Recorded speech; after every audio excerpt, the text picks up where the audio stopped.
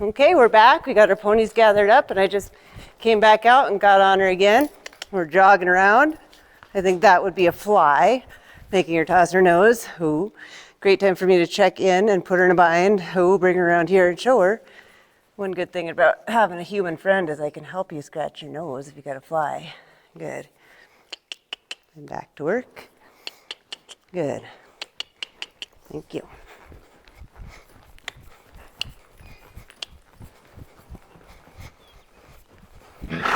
Yeah, good girl.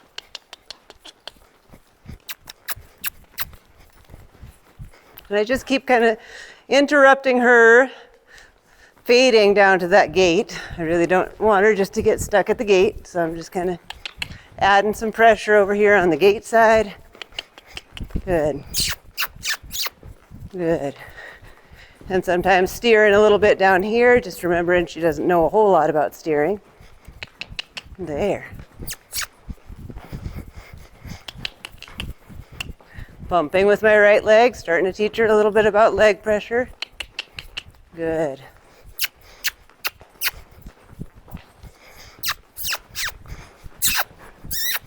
Encouraging her to find that canter. Just kind of starting to sit and scoop my hips with rhythm when I feel she might be about to transition.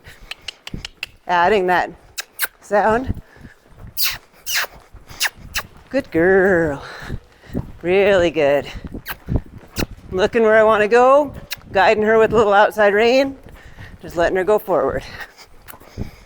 Good girl. Good. Good. Really good. Gonna go ahead and just do one rein stop. Ooh. Just to see if we can. Ooh. Really important that you can put a colt in the bind and bring them to a stop with just one rein. A lot of times it will look more like a hindquarter disengagement, a little circle to a stop.